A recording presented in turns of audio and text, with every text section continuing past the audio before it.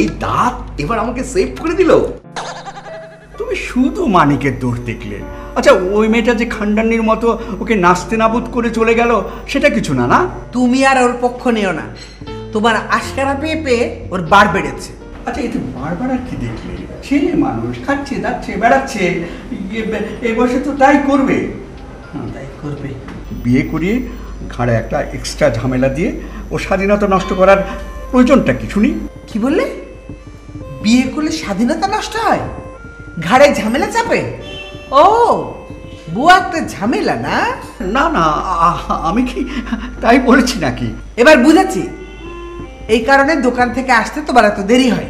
কথা হচ্ছে মানিককে নিয়ে, এটার মধ্যে আমি ঢুকলাম কি করে? মানিক, পল্টুকিয়া, খেতে এলি না? আসছি আম্মা, চলো খেতে চলো। আসছি। লেখাপড়া শেষ করলো না? ভালো একটা চাকরি পায়ে ছেড়ে দিয়ে বসে থাকে। আমি করবেটা কি? হ্যাঁ, ঘুষ খেয়ে 3 বছরে কোন বনে গিয়ে কোটিপতি হয়ে যেত, তাই না? তো ওর ভবিষ্যৎটা কি? আরে ভবিষ্যৎ কেয়া পল্টুর ভবিষ্যৎ যা, ওর ভবিষ্যৎ তাই। ছোটবেলা থেকে ওকে মানুষ করছি। আমার 3টে দোকান আছে, একটা বাড়ি আছে, 3 জনের মধ্যে সমান ভাগ করে দেব। তাই বলে বিয়ে দিতে হবে না?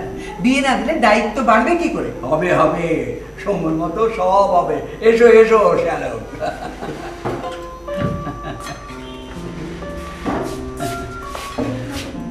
এই বদমাস, আমার আরো একটা মেয়ে ঠিক করা আছে।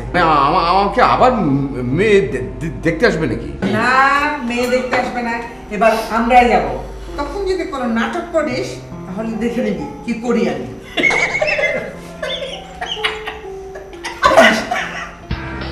তারপর 3 নাম্বার সুটকেসটা করে কি দেখি জানো?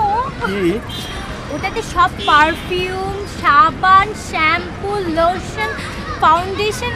ওফ, মামার যা পছন্দ না, সব দামি দামি জিনিস। আর মামার রুচি ইউরোপ আমেরিকা সব নামি দামি ব্র্যান্ডেড জিনিস। আচ্ছা, গোল্ড প্লেটের গ্লাস দেখেছো কখনো? না তো। আরে কাচের গ্লাস, তাতে সোনালি বর্ডার করা। নিউ ইয়র্কের জাতিসংঘ ভবন থেকে কিনে এনেছে আমার 6টা। ও শেষ, মানে পঞ্চম সুটকেসটায় কি এনেছেন তোমার মামা? ওটার মধ্যে ল্যাপটপ, ফ্যাক্স মেশিন সব না কাপড়ে পেঁচিয়ে এনেছে। ও আচ্ছা, এয়ারপোর্ট কাস্টম ওনাদের চোখ ফাঁকি দেওয়ার জন্য। এই হলো আমার মামা। আই, তোমার না একটা মামা আছে? আছে তো।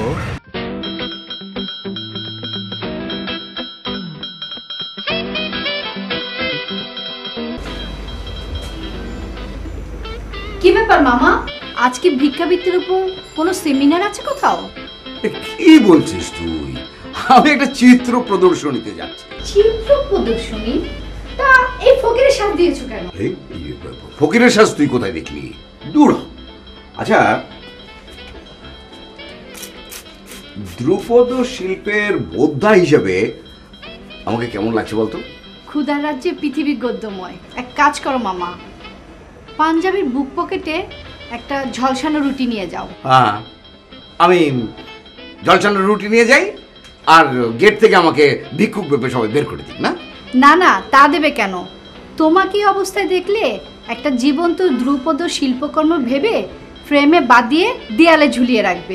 দেখ, আর্ট কালচার নিয়ে তুই আমার সঙ্গে ফালতুমি করিস না তো একদম।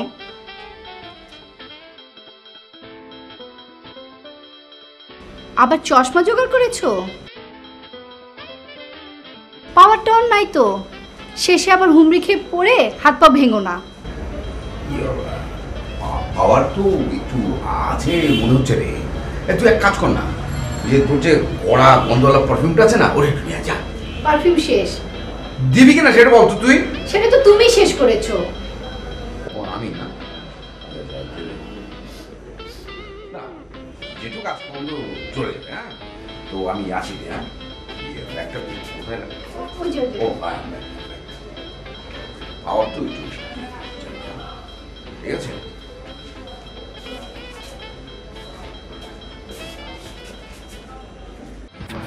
কি আইসক্রিম খাবে বলো? চকবার ঠিক আছে সবাই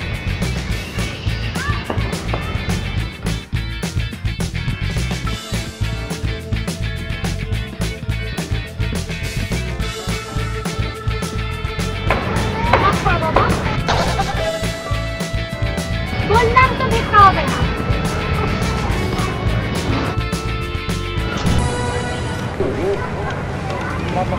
মামা মামা, এই ফকিরের মতো লোকটা তোমার মামা? আমার মামা এত বড় লোক আর তোমার মামা ফকির? প্লিজ তানিয়া তানিয়া তানিয়া ও তোমার মামা মানিক মামা বলছে বলেছিলাম না সালাম করো মামা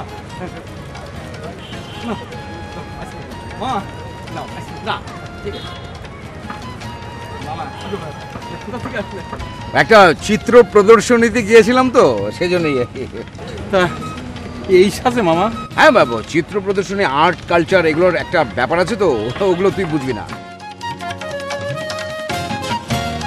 তাহলে মিয়া বল্টু, এই হচ্ছে তোমার বল্টু। ইস, একটা বাজে গন্ধ আসছে না? হ্যাঁ তাই তো ইস, আশেপাশে নিশ্চয়ই কোন একটা বাজে ছেলে এই দিনে দুপুর বেলা। উফ, আরে না না এই পার্কের মধ্যে এত মানুষের মধ্যে কিন্তু গন্ধটা তো আসতে করতে এত সময় ছিল না এখানে। এ মা, আমি আর থাকতে পারছি না। মামা তুমি কিছু পাড়িয়ে আসো নাই তো?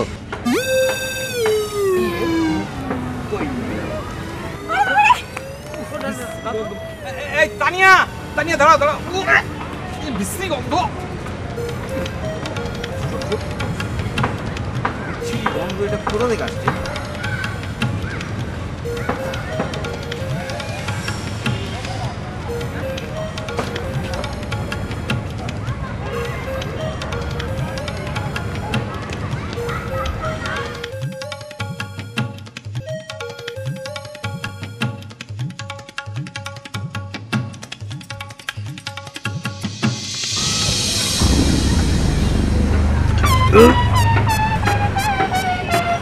ও তাহলে এ কারণে আমাকে হল থেকে বের করে দিল।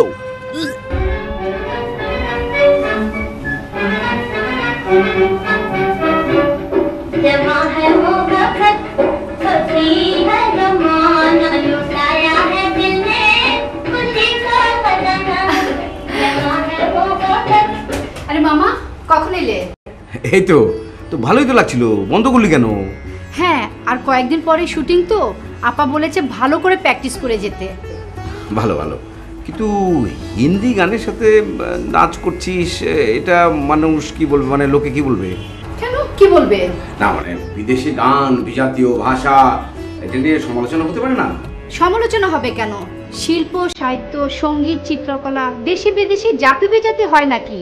এগুলো হচ্ছে ইউনিভার্সাল, সার্বজনীন। শিল্পের কোনো জাত নেই, ধর্ম নেই। আমাদের আপা বলেন এই যে 40-50 দশকের বাংলা বা হিন্দি গান এই উপমহাদেশের শ্রেষ্ঠ সম্পদ। এই যে নূরজাহান, শামসুদ বেগম, কানুনবালা, হেমন্ত মুখোপাধ্যায়, শচীন দেব বর্মন, মোহাম্মদ রফি, আব্বাসউদ্দিন, আব্দুল আলিমরা দ্বিতীয়বার জন্ম নেবে না। এদের কর্ম অমর সৃষ্টি, এইসব চর্চায় জাত যায় না। আরে তোর আপাতত দেখি দারুণ জ্ঞানী একজন বোদ্ধা। হ্যাঁ, অনেক পড়াশোনা আপার। সমালোচনা হতে পারে জেনেই পুরনো হিন্দি গানের সাথে নাচের অ্যালবাম বের করছে আপা। এরপর বের করবে পুরনো বাংলা গানের সাথে নাচ। বাহ, দারুণ।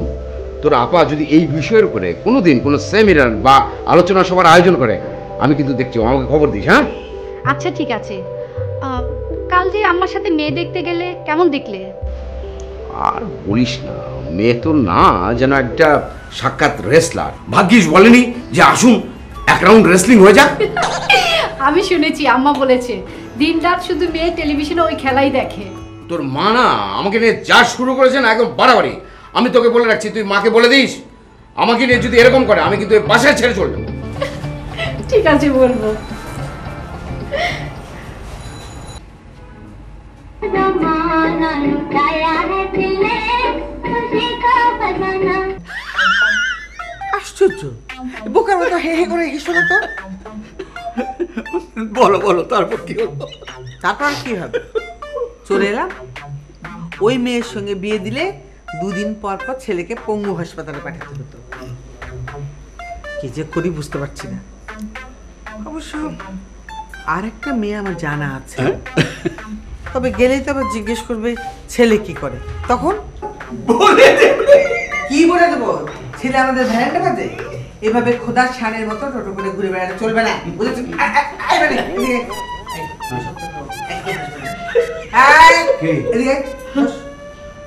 বস, শোন, কাল থেকে টোটো কোম্পানির ম্যানেজারগিরি চলবে না, বুঝেছিস? আরে বাবু, আমি তো ওই নামের কোনো কোম্পানিতে চাকরি করি না। ফাজলামি করবি না তো, বলছি কালকে থেকে মৌচাকের দোকানে বসবি। কিন্তু কাল বিকেলে তো আমিষ জাতীয় খাদ্যের উপর একটা সেমিনার। আমার কথা না শুনলে আমিষ নিরামিষ কোনোটাই জুটবে না, খাওয়া বন্ধ। দুলাভাই, দুপুরে দোকানে ভালো লাঞ্চের ব্যবস্থা আছে। না কিন্তু আমি তো বাইরের খাবার খেতে পারি না। বাসা থেকে খাবার পাঠিয়ে দেবো। বাসায় ডাইনিং টেবিলে রিল্যাক্স করে বসে খাওয়া আর বাইরের খাওয়া এক কথা হলো দুলাভাই? হ্যাঁ, খাওয়ার পর দিবানিদ্রা, তারপর সেমিনারে গমন। আর একটা কথা যদি শুনি। কি হলো, কথা বলছিস না কেন? কি বলবো? আমি যা বললাম সে কথা মনে আছে? মনে আছে। কি মনে আছে? কালকে থেকে খাবার বন্ধ। বলে কি? ও তো সত্যি কথাই বলেছে। তুই চুপ করে থাক।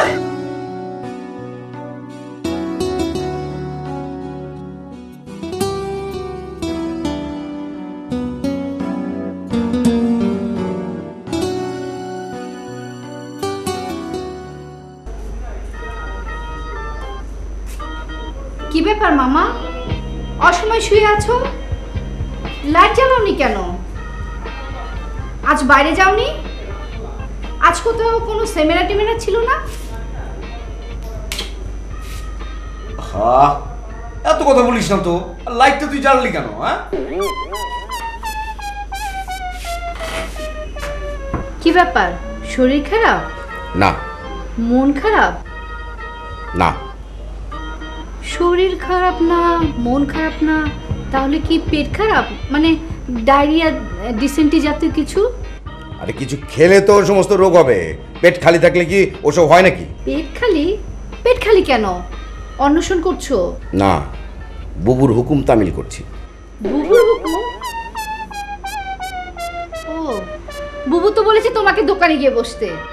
আর দোকানে না গেলে খাবার নিষেধ। আমি পরেরটা পালন করছি। তাও দোকানে গিয়ে বসবে না? আচ্ছা দেখ বুড়ি, আচ্ছা দোকানদারি আমি কি জানি নাকি? আমি দোকানদারি কখনো করেছি? কোনটা কাস্টমার আর কোনটা পকেট মার, এটি তো আমি বুঝতে পারবো না।